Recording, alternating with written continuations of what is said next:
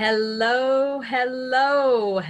Welcome to the PrepOnline webinar series. I love Wednesdays because I get the opportunity every Wednesday to learn something new, to be a part of this online program with Prepskills, and of course, to spend time with Joanna Severino, which is always awesome. So welcome. I see people just rolling in. We are going to get started because we have some great content to talk about today. You're going to want to put your seatbelts on. I've heard Joanna talk about this topic that we're covering today, which is that U.S. college and U.S. university admission process for Canadians. And Joanna's been doing this a long time and brings some incredible information. So good morning, Joanna. It's a pleasure. I get to interview you today. This is very cool. Yes, very fun. Wonderful. Well, let me get the slide up here, Joanna, so that we can dive in and start talking about this important conversation that's top of minds for a lot of people right now. All right. So you are with us with Prepskills today for our PrepOnline, and today's topic, as I mentioned, is how Prepskills works with families and with students to help them with that U.S. college and U.S. university admission process. There's lots to know about this admission process around timelines, steps, the must-dos, and how to increase your chances of success, and that's some of what we're going to cover with Joanna today.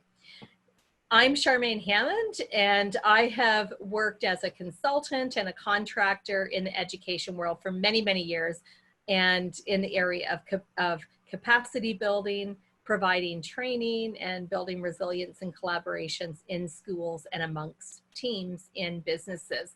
And I've been working with Joanna on this webinar project, which has been bringing experts on a variety of different topics to talk about how we can maximize children's learning potential.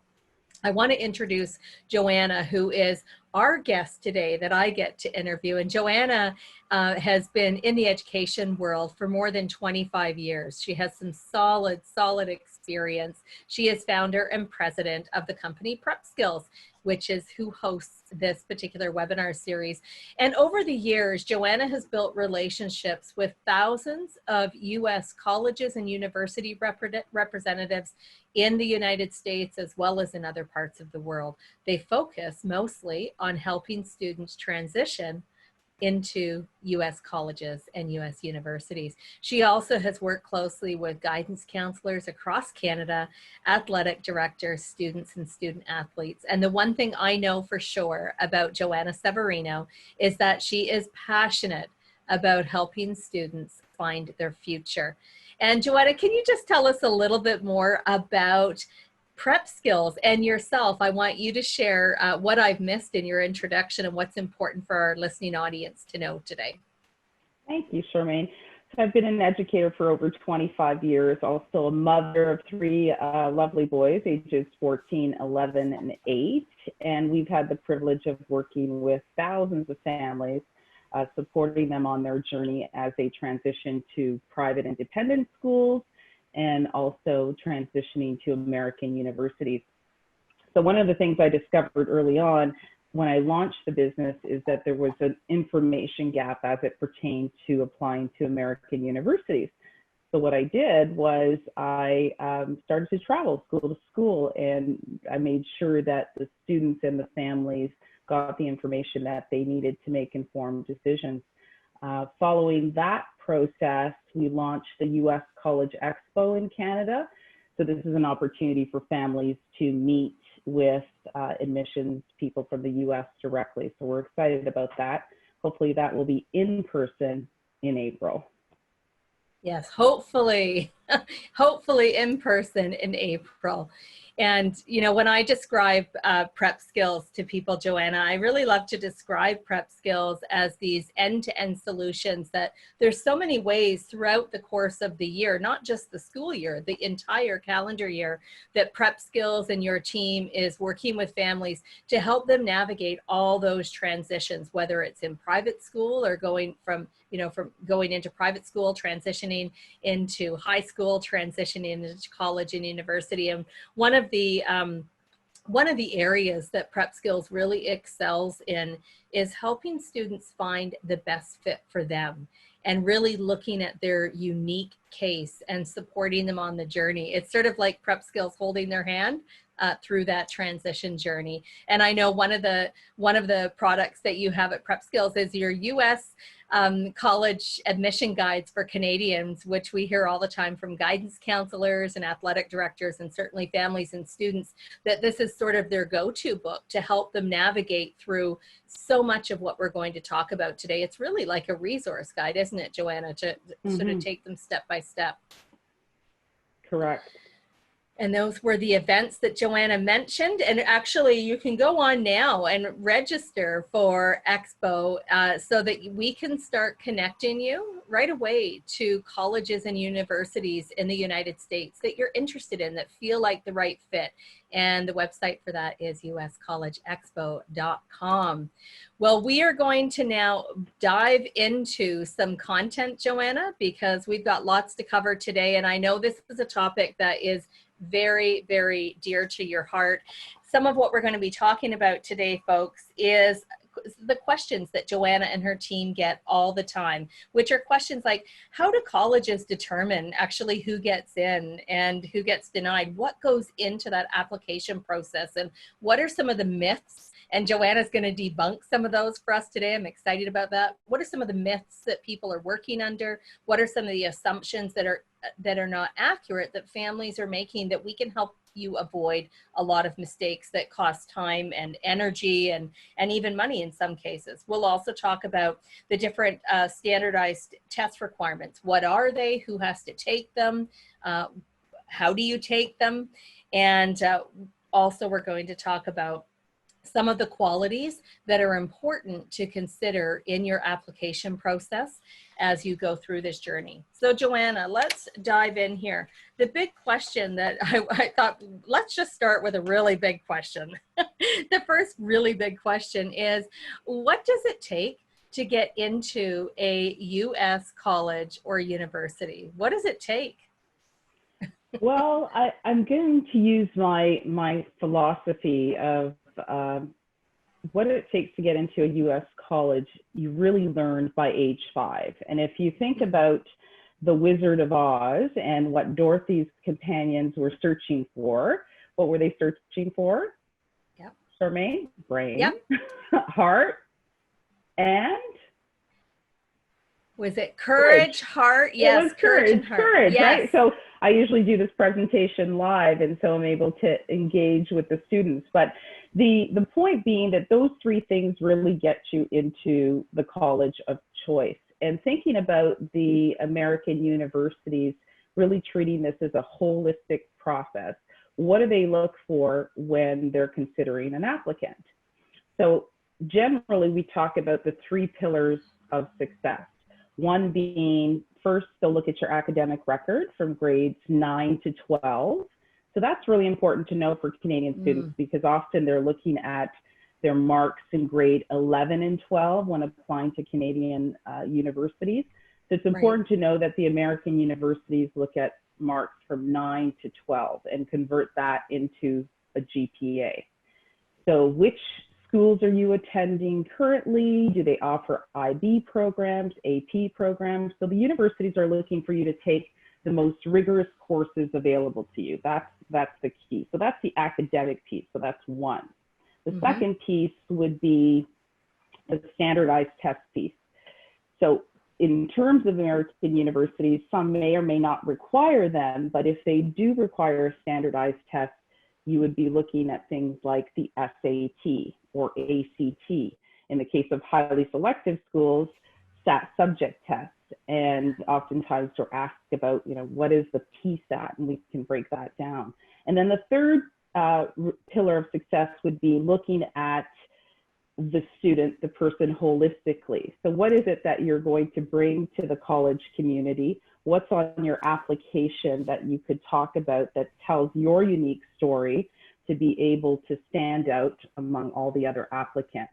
And within that piece, we include students that profile as student athletes, for example, or performing arts students. So those are the 3 pillars that you want to be looking at holistically when you're applying to an American university. Awesome. And we've got some, I was just going to say, we've got some questions I think that people have, and you're welcome, absolutely welcome to put your questions in the chat box, and Joanna and I will cover those as we go through today. And there's also a Q&A section that you're welcome to put your questions in, and we will get through those. I know this conversation will bring up lots of questions. I have lots. And I love how you make the reference, Joanna, to one of my favorite movies. One of my favorite, yes, The Wizard of Oz. I grew up watching that. It used to come on at the holidays every year, and we watched that as a family.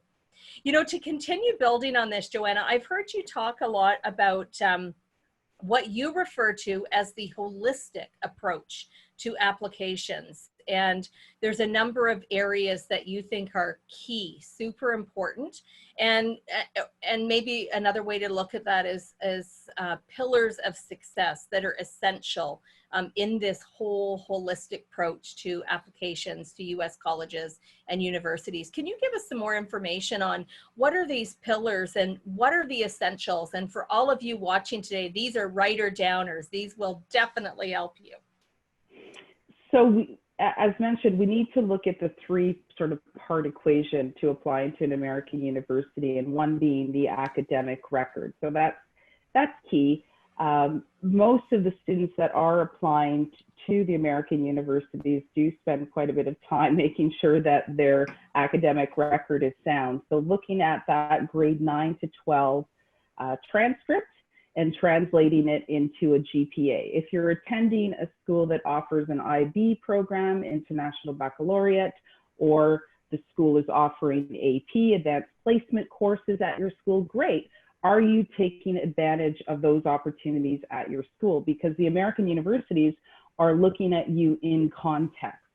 So don't worry about what's happening at the school down the street. Look at your particular school situation, and are you taking advantage of those academic opportunities being offered? So that's critical and important. Aside from the academic record, we talked about the standardized tests. So the PSAT is a preliminary SAT examination. Most of our Canadian students are not familiar with the PSAT, but some of the independent schools will offer it to their students who are in grade 10 primarily to be taking this exam in the fall. Usually it's offered once a year in October. And this is just a snapshot of what's to come on the bigger examination. So that's the PSAT. Keeping in mind that the PSAT is an unofficial examination and it doesn't really count. However, why would someone want to take the PSAT? The PSAT is an opportunity to really step into these sorts of standardized tests. It's also an opportunity for students to showcase themselves a bit from a marketing perspective, because what happens is the American universities, in seeking students who may be interested in going to American universities, will look to sometimes those who have written the PSAT. So if you write the PSAT and you do well and you put that on your application as you move forward, so that will play an important part in the process. If you don't write the PSAT at all, it's not going to count against you. So in the early years, students are often asking about if the PSAT is something that they should or should not do. And it's not something that will be a detriment to your application if you don't do it, but it's an option there for you to take should you be. Generally, we see students taking it in grade 9 or 10, okay? As American citizens, if you're an American citizen, taking the PSAT in your grade 11 year would open up the opportunity to apply for what's called the National Merit Scholarship. So that's the PSAT. The SAT is an important piece that I know that we're going to talk about a little later, and ACT being another examination, and SAT subject test. Okay, so that's the standardized test piece. And the third pillar we talked about was the one that addressed the person. So when you're applying to an American university and completing these applications, if you haven't done so, you should have a look at the application commonapp.org, and Charmaine, I think we're going to be putting that up in terms of our resources. So commonapp.org. So that is an application portal that's used by a great number of universities, about 900 or so member schools at the moment. There are over 4,000 options in the United States. But even if a particular school doesn't use the Common App and maybe uses their own application, or like in the California system, they have their own UC application, you need to realize that a lot of the questions that are being asked are very similar. So the earlier you jump into understanding what's involved in the application, the better off you'll be in planning towards achieving those particular goals. And we can talk a little bit more about that. Awesome. And I see questions rolling in. I knew this would happen, Joanna. You get so many questions, and I'm so glad that people are asking questions, because this is what helps you all on your journey, whether you're a parent, whether you're a student, whether you're a guidance counselor. The questions that are being asked, and we'll certainly go through these are questions that Joanna and her team field all the times when they're consulting with families, when Joanna is speaking at events. And what we know for sure is the more information you have, the smoother your process goes and the better your chances are for success, because it'll really help you make some of those avoid some of those mistakes and help you sort of get that leading edge. Joanna, did you want to respond to any of the questions now, or did we want to keep going through content and then we'll pull all these questions and run through them? Yeah, I do think some of these questions will be answered as we move through, but in line with the PSAT, so where do you take the PSAT? Many of the independent private schools here in Canada tend to administer the PSAT, sometimes only for their students. And so if you're attending a public school currently and you want to write the PSAT, you could look to the website collegeboard.org, and you should see a list of locations and sites where you could write the PSAT. And if you have any questions about that, call the PrepSkills office and we'll respond by giving you specific locations. But there are opportunities for students to take the PSAT administration mid-October, once a year.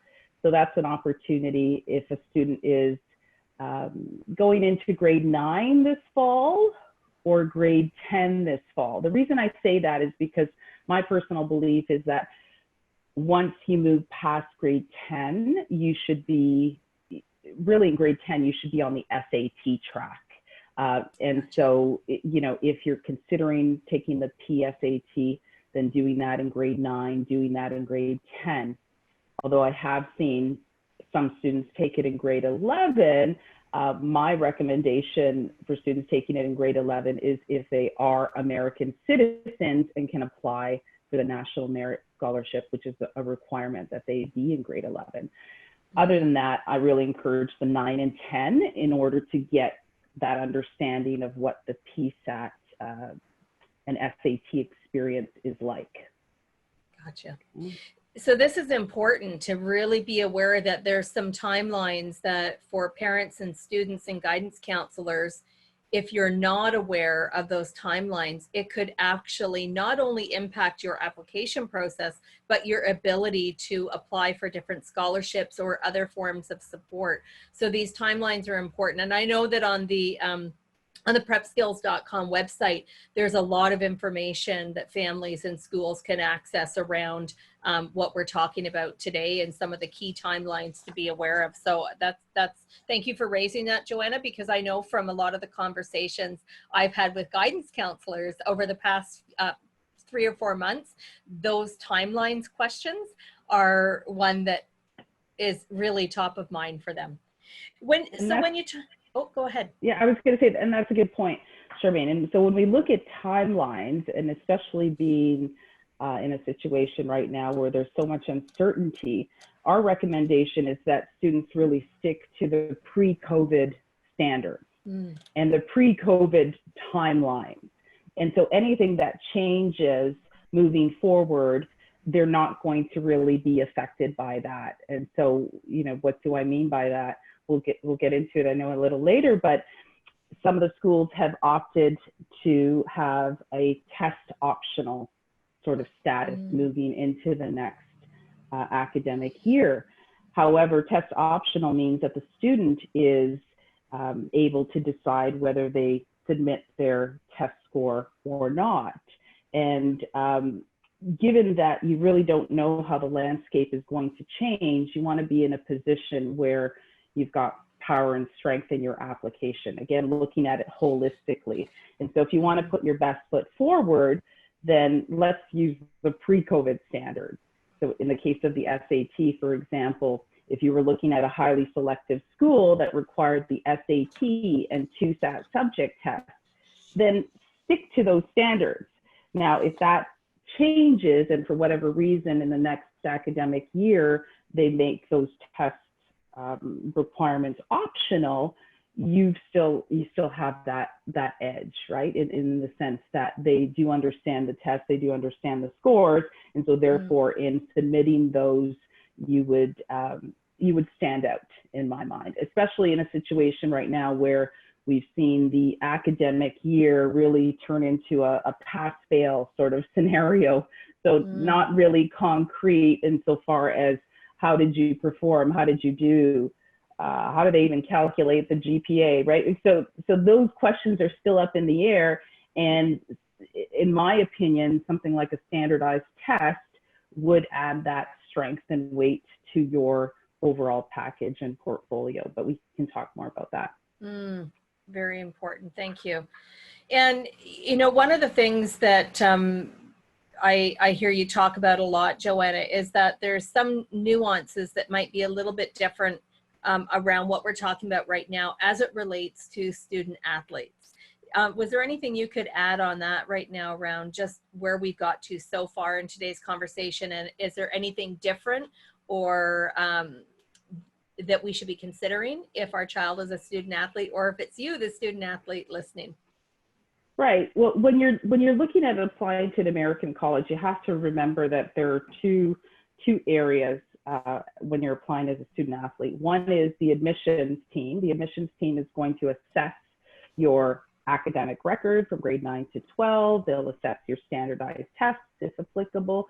They'll assess your overall application and portfolio. Your interests, your passions, what's called the personal statement, and how you convey who you are in your storyline through that application. And that's great. But at the same time, the coaching team, so if you're applying to a school that offers Division I hockey, that coaching team is assessing you athletically, obviously, deciding whether they want to recruit you, which is a whole other process. But from an academic criteria standpoint, what is it that they need in order for you to be eligible to be recruited? So you're applying to a D1 school for hockey. You need to register through ncaa.org, ncaa.org. And that's the website that will essentially, it's sort of like the gatekeepers that say, we let you know if you are eligible to be recruited. And what are the two criteria to be eligible for recruitment? One is, have you completed what they call the 16 core courses? And these 16 core courses you will find on the NCAA website.org website. You'll also see that in terms of Canada, there are some variances from province to provinces in terms of course code, but the structure doesn't change. So what I mean by that is you'll see that the 16 core courses will consist of 4 years of English in the English category, 3 years of mathematics, 2 social sciences, etc. So when breaking that down, you need to look into that category and ensure that, do I have my 4 here? Do I have the 3 here, for example? So that breakdown, again, is available through ncaa.org. We also have a list of those provincial sheets on the prepskills.com website. The key is, as a student athlete, you're passionate about playing your sport, great. you're passionate about being recruited, maybe making the NHL, which is fabulous. But in order for you to be eligible to be recruited by that college, by that university, NCAA has to give you that stamp of you're good. So two key things, your SAT score or ACT, SAT plus your 16 core courses, those two things based on a sliding scale is what is going to determine whether they give you that check mark of eligibility. So here you have your academic piece from an NCAA standpoint, and then you have the admissions team assessing you holistically. The two will come together and make that decision as it pertains to you being admitted.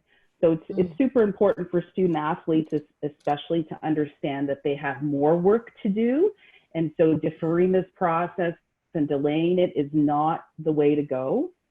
And also appreciating that although the admissions office may or may not require, for example, an SAT, if you're a student athlete and you need to meet NCAA regulations as it stands, or eligibility as it stands, an SAT is required. So strategically, you need to be looking at the whole picture of your plan of action in order to make the right moves and take the right steps towards that successful end. Awesome. Awesome. Thank you for that.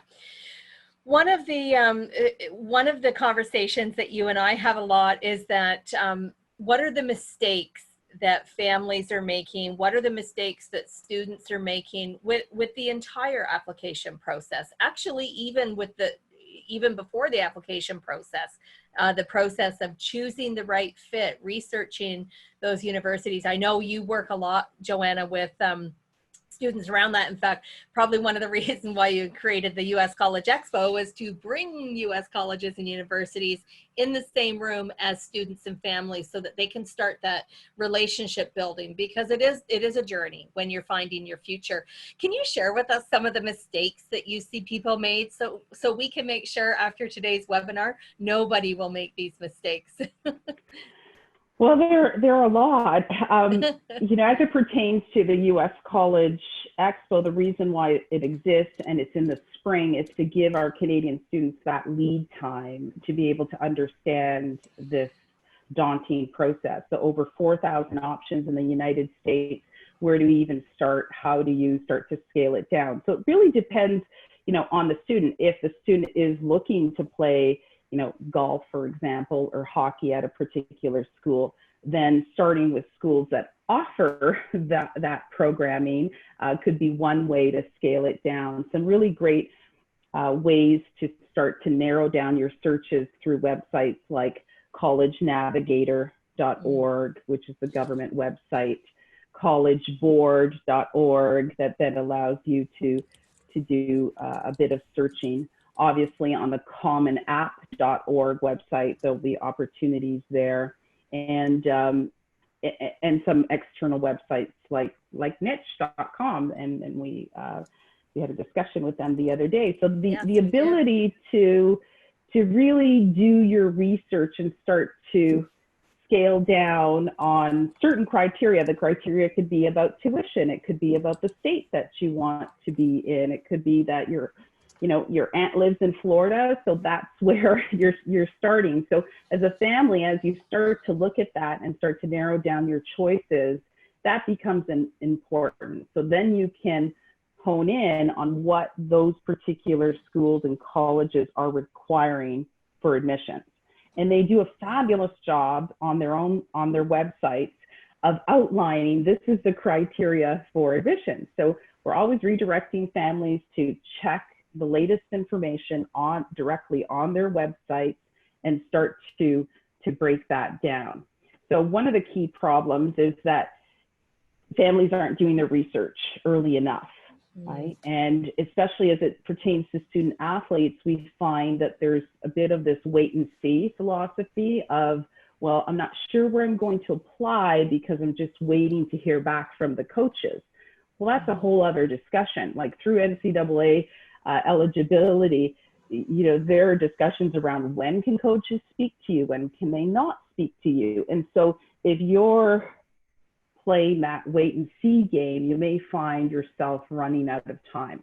So I like to say, be as proactive as possible and set things in motion so that when you've done that preparation and when that opportunity presents itself, you're set to go.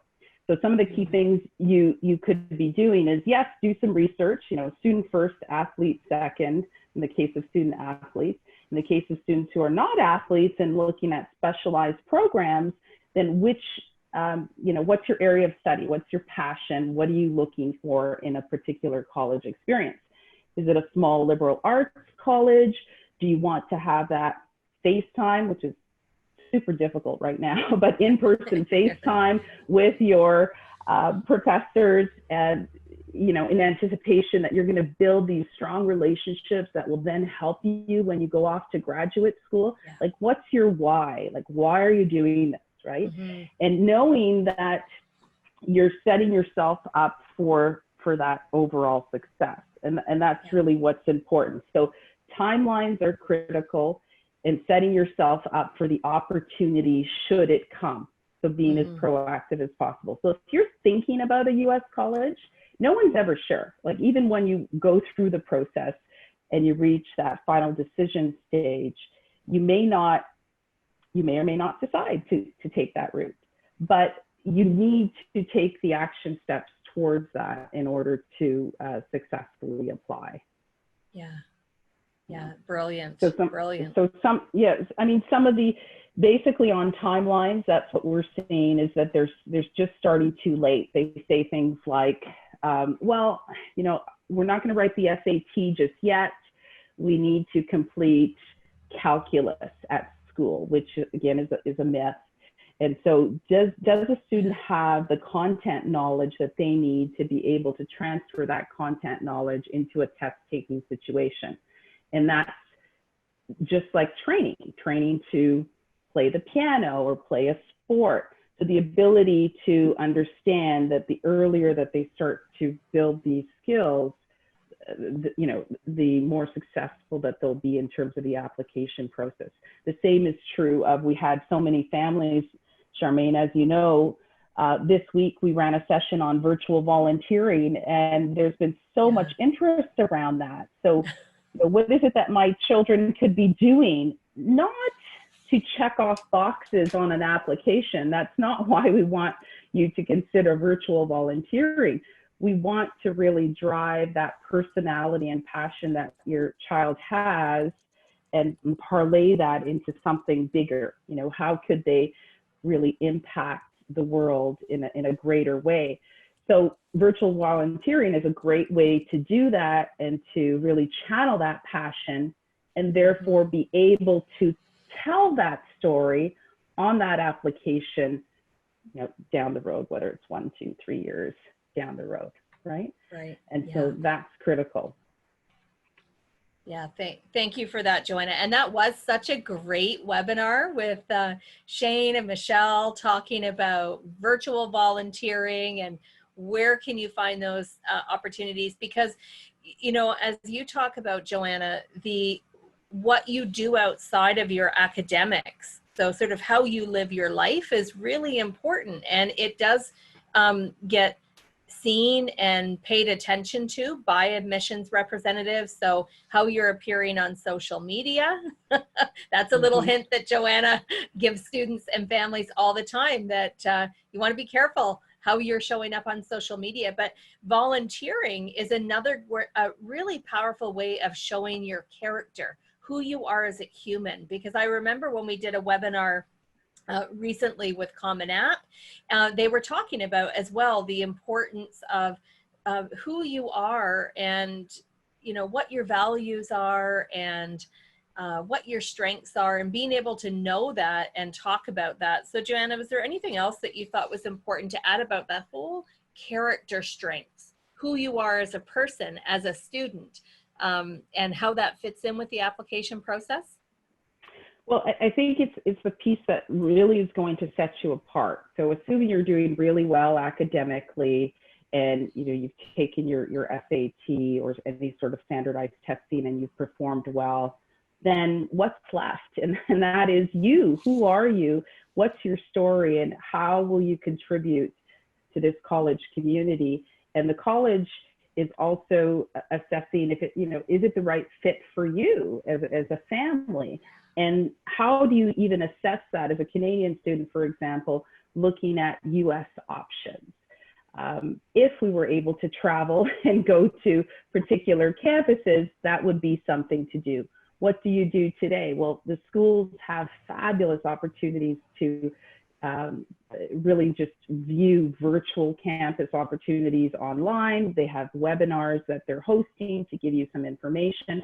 So definitely go to their website and be sure to participate and partake in those sorts of things.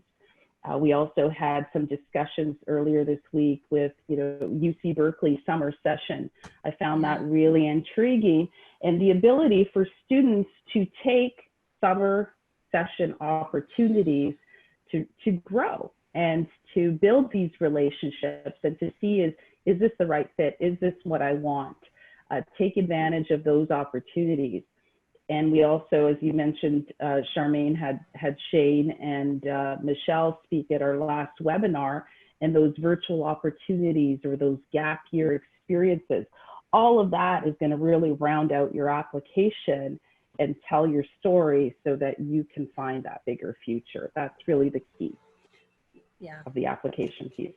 Yeah, telling your story. And I know these are some of the things, Joanna, when you and your team are working with students and families, and I know we're going to talk about testing shortly, but I know this is one of the things that you do is you help students prepare to tell their story, because it can be very difficult for us as humans to talk about ourselves and to share our strengths and to pull out the relevance of who we are as a person and how that will impact us as a student and what we will bring to the campus and to college and university or to the sports team as a student there. And for many people, it is tough to talk about ourselves in that way. So I love that you help practice that with students and parents, because the other piece is, imagine how valuable that is fast forward after you're done college or university.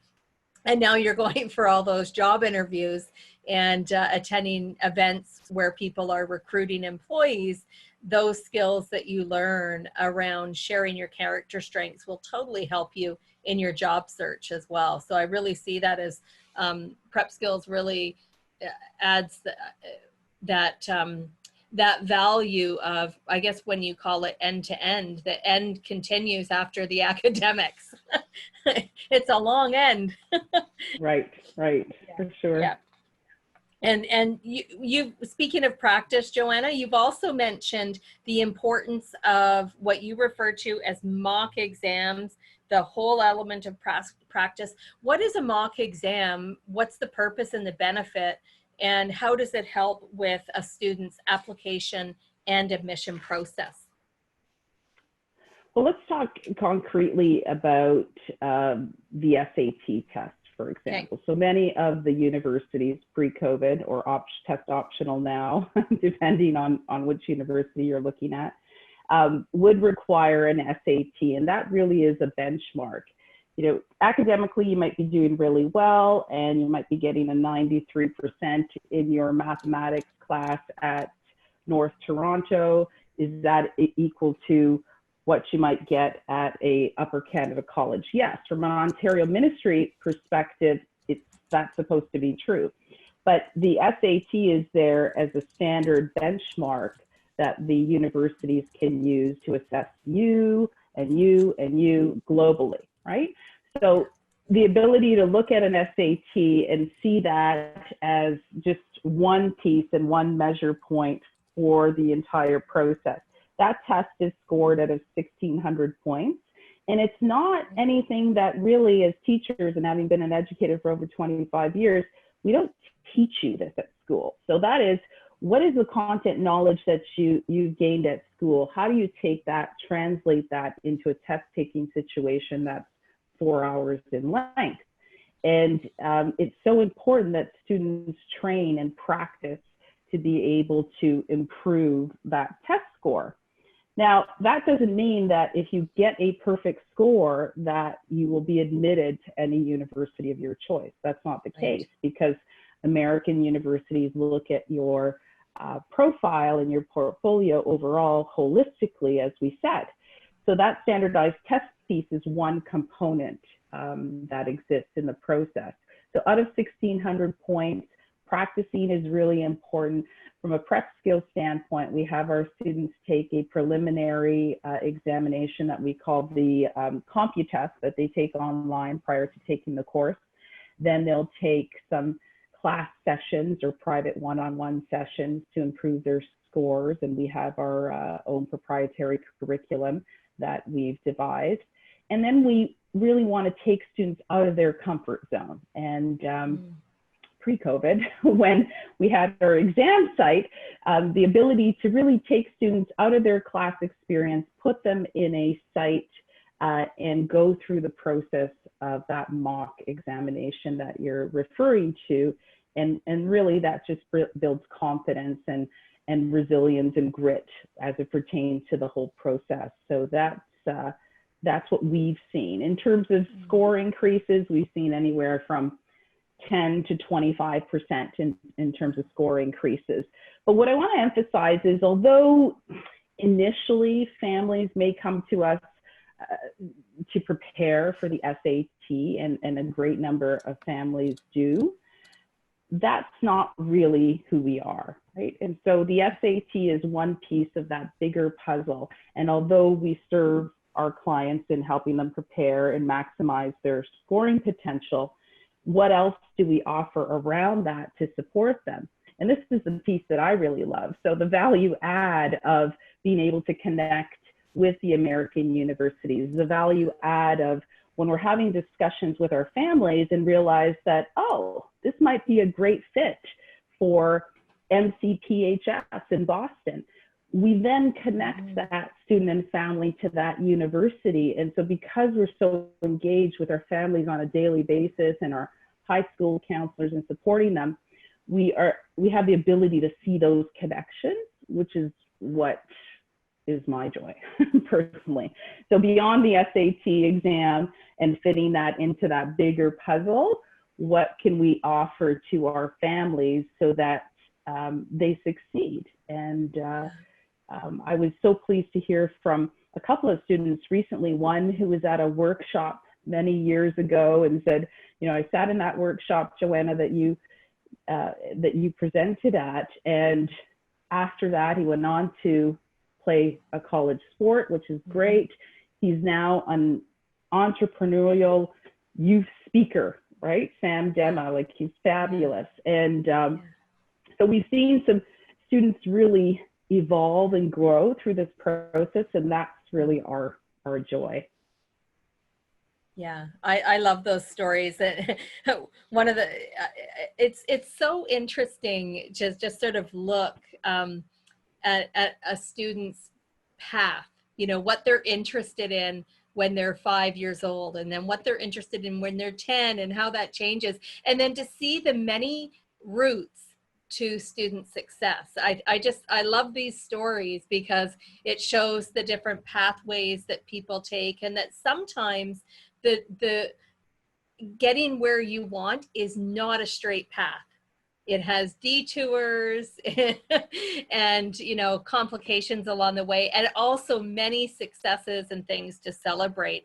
So I'm just checking in on some questions. The questions are rolling in. Joanna, is there any there that you want to? Yeah, while you're doing that, let me get some concrete information around timelines. And so when you're considering an American university, assuming that you've done your research, you've started to narrow that down, understanding that they do look at your academic record, standardized tests, your application piece. When you're applying to the American universities, which happens in the fall of your grade 12 year, oftentimes you get questions around, well, if I take my SAT test in grade 10, can I hold that score when I apply in grade 12? Like, the answer is yes, that validity is still there for up to 5 years. So the testing is one piece, but as you move on to apply to these particular American universities, you want to pay attention to timelines and deadlines. And so strategically, you might come across the opportunity to apply what's called early decision. So early decision is a binding contract with the university, basically saying, I choose you. If you choose me, I choose you. So if you're going to take that strategy and apply early decision, which generally is by November 1st as a deadline, then make sure that you have everything in place to do so, applying early. But don't use that strategy if that is not something you're going to follow through on. So early decision says, I choose you, period. No other school, that's what you're doing. If that's not the strategy you're comfortable with, then that's not something that you do. Many of the universities are adding what's called early decision 2, which is interesting. So there's an ED1 by November 1st and an ED2 by January 1st. And so if for whatever reason you don't decide to do the ED strategy in November, but a school is offering another opportunity in January, you can sort of follow that path at that point. Early action is non-binding. So you're applying early, but there isn't that commitment to attend that university. You're just applying early. And there are all sorts of terms that students will need to be familiar with. That's why the U.S. College Guide book exists, Charmaine. So early action, early decision, regular admission, rolling admission, right? And so what all these things mean, doing your research and pulling that together and making sure that you submit your applications on time, making sure that if you require a couple of references, who are you going to ask? Are you going to ask that physics teacher, for example, because you achieved a 98% in their class? And maybe that's all they have to say? Or is it better to ask a volunteer mentor who could talk about an experience where you failed and you got up and you pursued the journey and it demonstrates your grit? So when you're looking at things like that, be sure to pay attention to the timeline. So that's critically important. Yeah. Yeah. Any questions here that we can address? Yeah, there was one around how can we adapt to, and any, just so all of you know, if there's questions we don't get to, because I knew there'd be lots of questions, not to worry, we'll get those answers out to you in the follow-up email.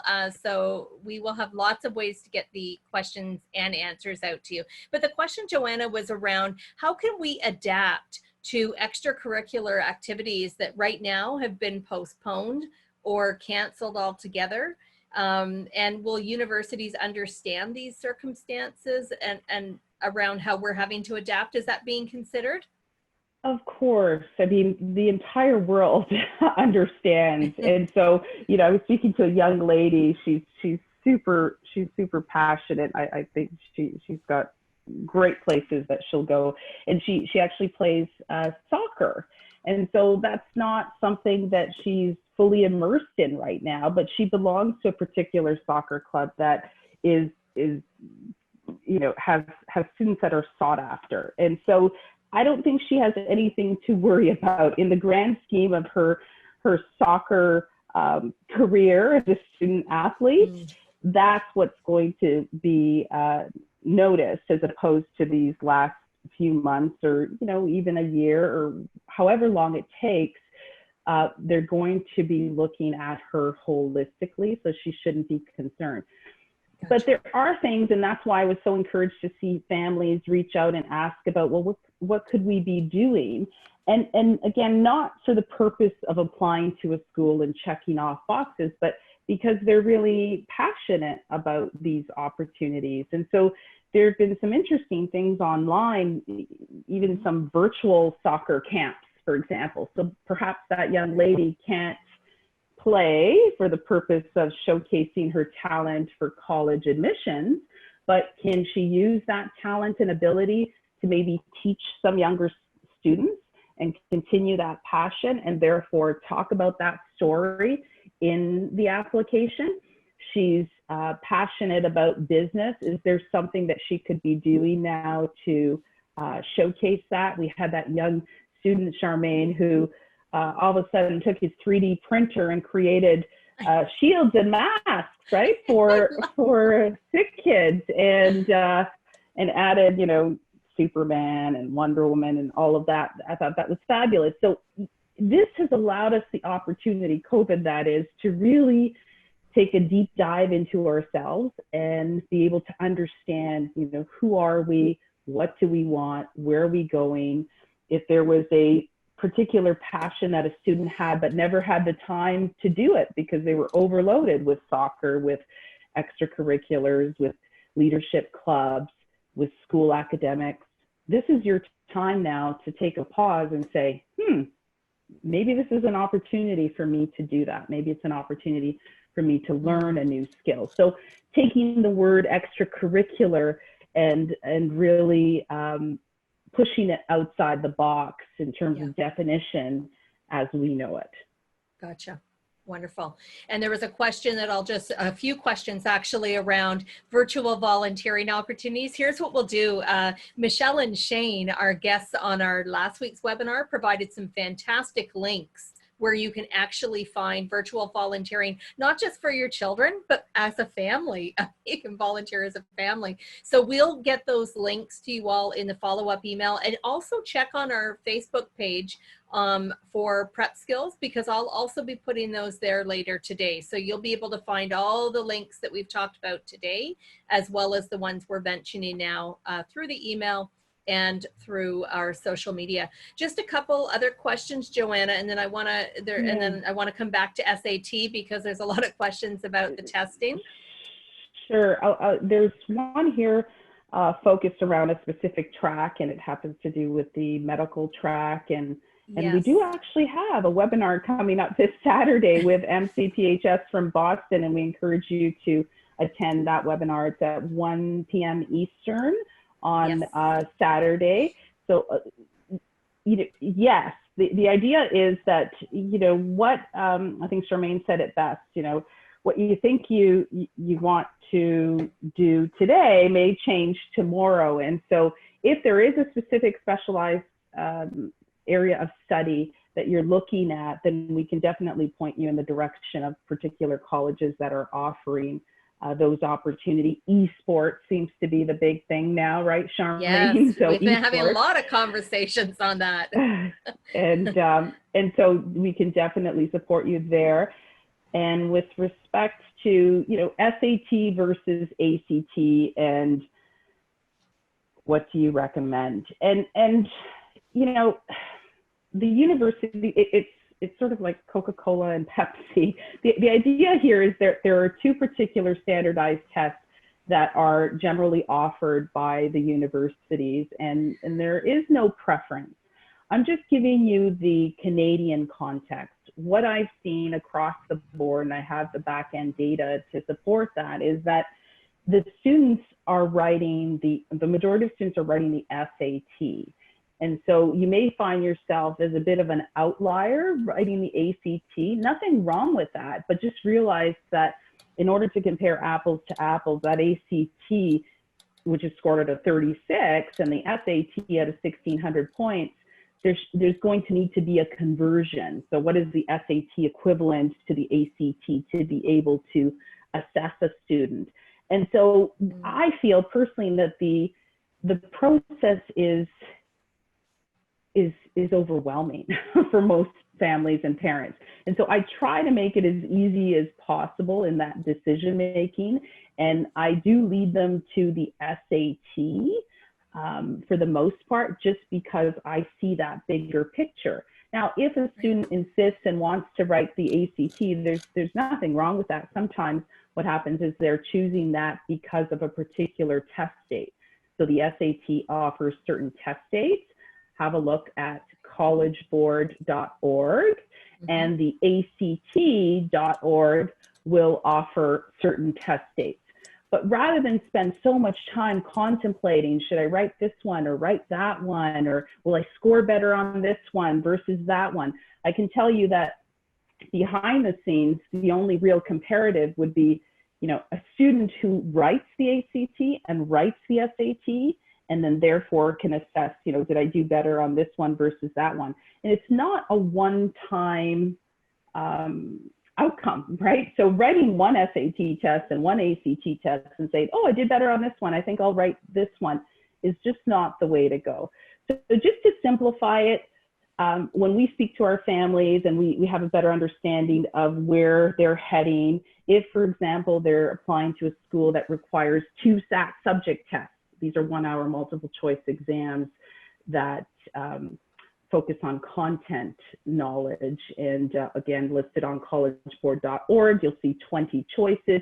And so if you need to write SAT subject tests and you're making those decisions based on, obviously, competency, have you taken that particular course at school, and then sometimes strategy. Do you want to showcase to a university the fact that you can do well in the French SAT subject test, for example? Or maybe you didn't do so well in French on your transcript at school, but that was just because of a particular situation. So now's your chance to write the French SAT subject test and showcase that ability. Even if the university doesn't require it, it's there for you to take should you want to. The same is true of AP, advanced placement courses.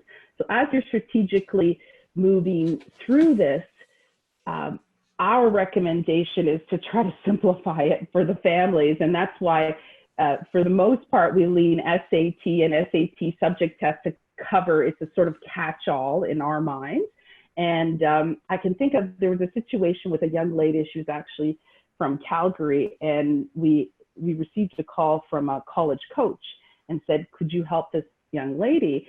She had written her ACT 6 or 7 times and was not getting the score that was required.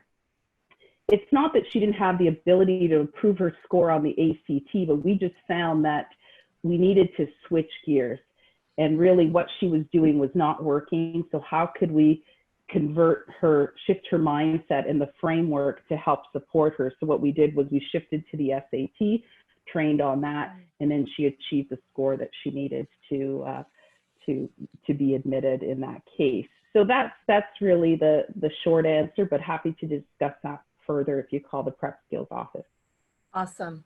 And I'm actually just going to put up the slide, Joanna, because I think that there are families that would love to hop on a call with you or you and your team, because there are so many nuances, and you have your finger on the pulse, you and your team, around, first of all, the relationships that you have with the admissions directors. You're in contact with them every day. You're talking to different admissions representatives from U.S. colleges and universities. So you've got your finger on the pulse, but you've worked with thousands and thousands of students and families over the last number of years, and can really help families look at their individual situation that could be very different from a student's friend who is on the same path, but there's differences that need to be considered. So this is the book a call link, and we'll put this in the resource email that we send out to you all. And basically this is a calendar link, so you can click the link and it will book you a time to hop on a phone call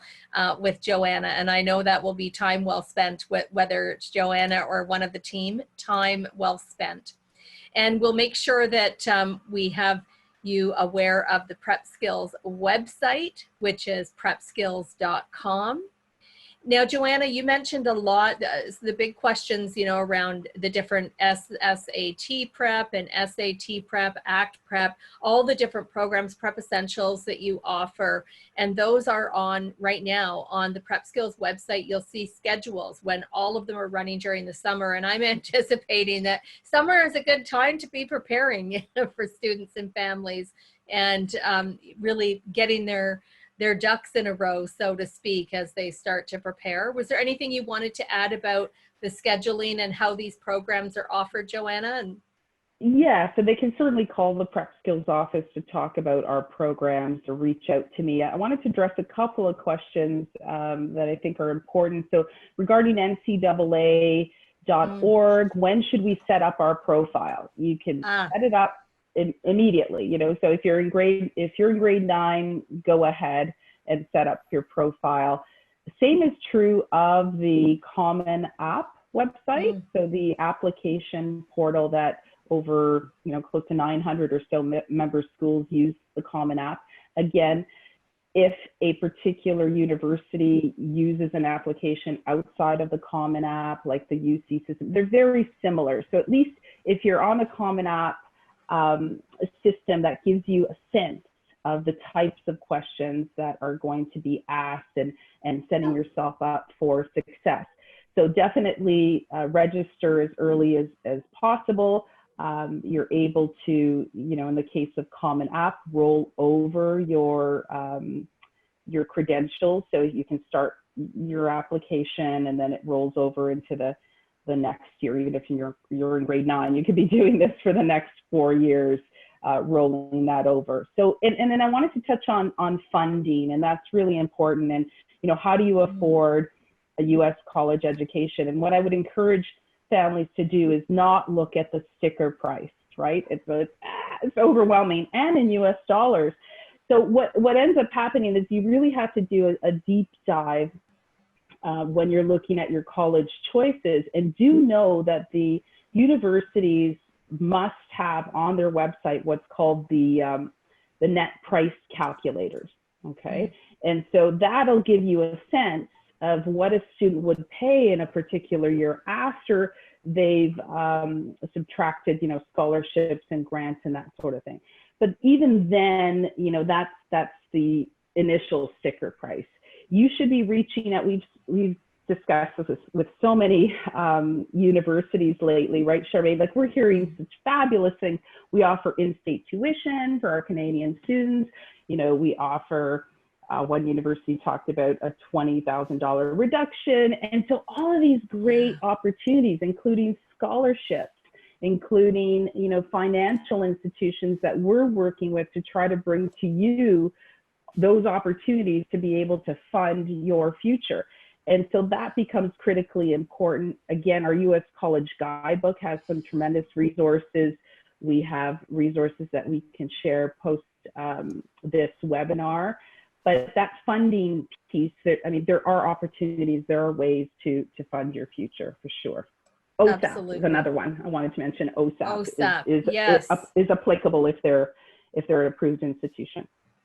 Absolutely. And again, we'll put all those resources, and as you know, there's many, but we'll put those resources and what you need them for and what the resource will help you with in the notes. And a couple of really great webinars coming up. Joanna actually mentioned earlier in the conversation MCPHS, and this Saturday at 1 Eastern time, we are doing a webinar with MCPHS, and this is really for those students that are looking to have a future in pre-med, in optometry, in pharmacy. Right now with what's going on in the world, we're celebrating professionals in essential services and in the health profession. And so Christina Cormier, who is in admissions with MCPHS, and 2 students who are actually right now studying, will be talking with us on Saturday, and the information is on the website. July 8th. Joanna, give us a little overview about what we're doing on July 8th for the webinar. July 8th will be standardized tests as it pertains to private school admissions, and very much similar to what we just discussed today when it comes to applying to the prep schools, the private schools. But the EQ skills piece is, I think, critically important, because oftentimes we spend a lot of time focused on the grades, the numbers, the test scores. And really, when we're looking at what's important for the future, it would be those solid relationships that we talked about, and the ability to leverage your emotional intelligence. So I think that's key moving into the future. Perfect. And that's July 8th. So some great programs. And as Joanna was talking about today, there was a lot of questions that came up around the different testings and the different programs, the schedules that PrepSkills has going on all through the summer and beyond. to help you with that. That's all on the website that you see on the screen, on Prepskills website under schedules. And these are some of the programs that are available to support your children, to support you as a family as you help your students find their future. Anything you wanted to add on this, Joanna? No, I just keep looking at what our families need here. It's just my instinct, and we have mention of a great funding resource that's on Education USA Canada. Yes, they're fabulous. So definitely go to that. The College Board has a Big Future, great tool for FIT. Thank you, Andrew. And is the PSAT similar to SSAT? That is not quite the case. The SSAT is for students who are applying to private independent schools, and the PSAT is used for, as I said, that preliminary track of understanding what that SAT test is all about, and a bit of a marketing tool for the US colleges. But there's so much to talk about here. That's why it's a journey in applying to US colleges, Charmaine. Yes, yes. Well, and I'm just going to actually copy the link right now, Joanna, for booking a call with you, because I think one of the really helpful things to do is to just book a call with Prepskills and let them help you go through your individual situation, and they can really customize what you need to do to move forward on your path, whatever that path is. And there's been so many phenomenal questions. I've written them down so we can get information out. By all means, Joanna, I know that you are so generous in how you help families, and you're so committed to student success. It's in your blood. You can't help yourself. I know that about you. So I really hope people will connect with Joanna and her team so that they can guide you through this process and get you through the summer and on to planning your future. And again, we've got a couple webinars we hope we will see you on. And Joanna, you know that, and thank you for going overtime, Joanna, to answer so many questions for people. That was really helpful. You know that I love to end a conversation with a powerful tip. And every webinar you have offered just such a great tip for students and families and counselors and athletic directors. How do you want to leave us today? What is your one word, although we do stretch the rules for you, so it could be one sentence. Yes, I was prepared for this. So there's so many great resources that I could share with families and students. And it's important to understand that you really have to focus on what you can control, right? But understand that success is a group project, and there are people around you that are going to support this process. If you haven't spoken to your guidance counselor about this, you need to speak to your guidance counselor. They're a part of this process. They need to be submitting certain things for you. So you need to speak to your guidance counselors, your coaches, your teachers, your family, your parents. Success is a group project. So that brings me to my favorite book. And so I wanted to share The U Squared Philosophy by Pritchett. And there's a wonderful story. There's lots of great stories, and I take the time to read this with my own boys. But the one in particular that is that this particular book starts with, it describes a fly that is at a window trying to leave the room and go outside, and is consistently trying harder to go outside. Well, unfortunately, we all know what's going to happen to that poor fly. That fly is going to die, right? If they keep on that path. And had that fly just turned a little bit to the right, they would have seen that there was an open door, and that door led to the outdoors. And so really pay attention to your overall strategy and your pathway and your goal, and realize that there isn't just one way to get to a particular destination, and use the resources around you to make that happen. And I so love this book, and it helps you understand how to take quantum leaps. So I encourage everyone to have a copy. That would be my input. I have not read that one yet, Joanna, so I know what book I'll be looking up to put on my reading list. Thank you so much. You are You're just welcome. a wealth of information. I want to thank all of you for being here live, for bringing these fantastic questions to the table.